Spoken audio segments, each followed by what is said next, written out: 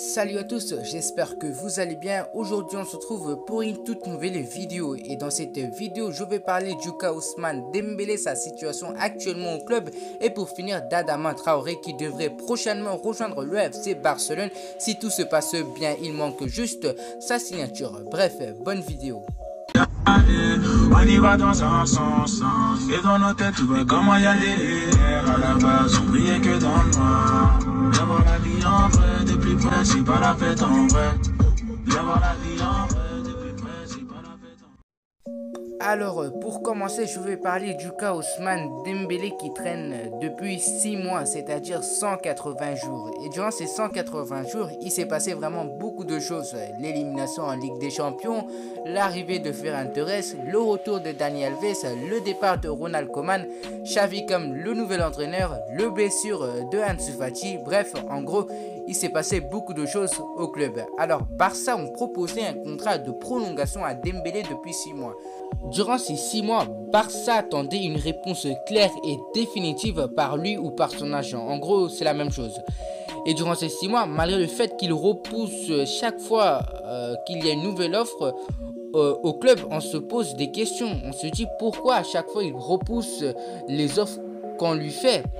C'est parce que Moussa Sissoko a modifié, on va dire, il a fait un contrat créé par lui-même et dans ce contrat, il avait faim d'argent. Franchement, Moussa Sissoko, l'agent de Dembélé, il avait faim. Dans ce contrat, il y avait une prime de 40 millions d'euros le jour de sa signature et aussi un salaire de 20 millions d'euros pour Ousmane.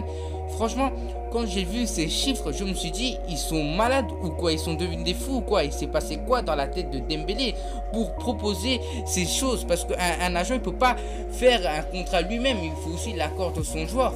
Et si Dembélé a donné son accord, franchement, c'est irrespectueux de sa part. En plus de dire à chaque fois à Xavi ou à ses dirigeants qu'il est heureux à Barcelone, qu'il veut prolonger son contrat.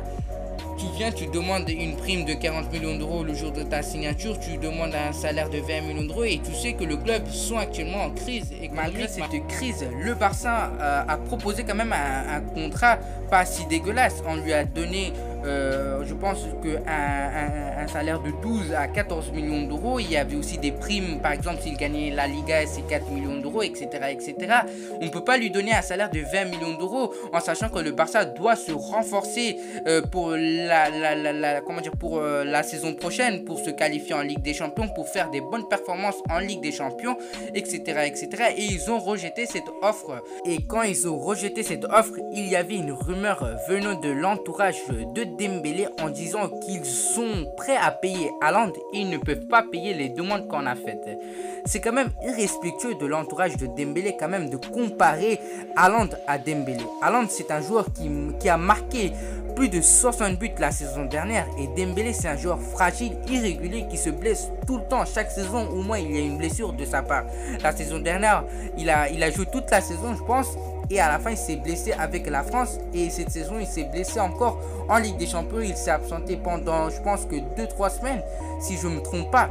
C'est quand même irrespectueux de comparer Haaland à Dembélé. Haaland, même s'il se blesse, il te sort, je pense que 40 buts maximum chaque saison. Chaque saison, il te marque des buts. Haaland, c'est un joueur clé. Haaland, c'est un joueur clé. On ne peut pas comparer Haaland à Dembélé quand même. Et quand ils ont comparé Haaland à Dembélé, ils ont aussi dit que Dembélé était comme le futur prétendant pour devenir le Ballon d'Or. Franchement, l'entourage de Dembélé, c'est des malades, c'est des fous. Ils ont quand même eu le courage de dire Dembélé, futur prétendant de Ballon d'Or. C'est quand même dingue de dire Dembélé, futur prétendant de Ballon d'Or. Franchement, c'est de se moquer envers je perds mes mots tellement que c'est impossible de voir Dembélé devenir Ballon d'Or ou finir dans le top 3 ou voire finir dans le top 10. Je pense que depuis tout début de sa carrière, il n'a jamais fini dans les top 30 de Ballon d'Or. Et comparer Haaland à Dembélé, c'est franchement irrespectueux de la part de son agent, parce que c'est son agent qui a dit ça. Franchement, Moussa Sissoko, c'est un malade lui.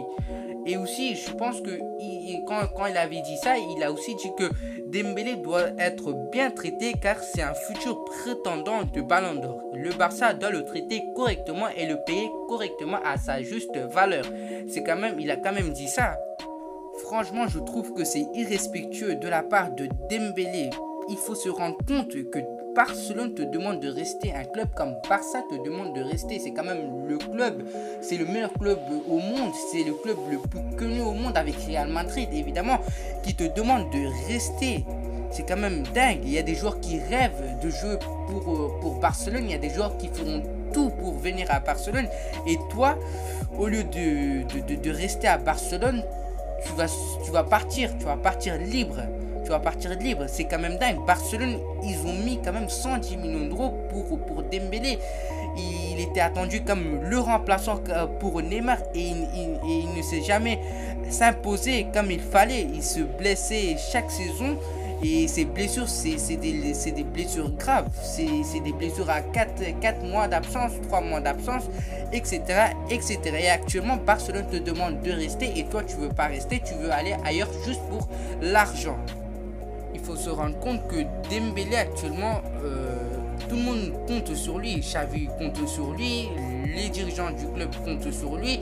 Et actuellement, s'il ne prolonge pas, le Barça ne peut pas se permettre d'acheter un Anthony à 80 millions d'euros, voire plus. C'est pour ça qu'on prolonge Dembélé, c'est pour l'avenir. Dembélé, c'est un joueur clé, c'est un joueur qui va être titulaire dans l'effectif. Xavi a même dit que Dembélé peut devenir le meilleur joueur à son poste. Et je pense que si Dembélé reste au Barça sous Xavi, Dembélé va devenir un monstre à son poste. S'il quitte le club durant ces 48 heures, je pense qu'il y a 2 clubs qui sont fortement intéressés, c'est Paris Saint-Germain et Chelsea. Et je pense qu'il va pas choisir Paris Saint-Germain car il y a Messi, il y a Neymar, il y a quand même Mbappé, il y a aussi Di Maria. Tu peux venir et prendre un place de titulaire comme ça. C'est quand même des joueurs de grand nom. C'est Neymar, c'est Mbappé, c'est Messi quand même. Tu peux pas les faire dégager comme ça.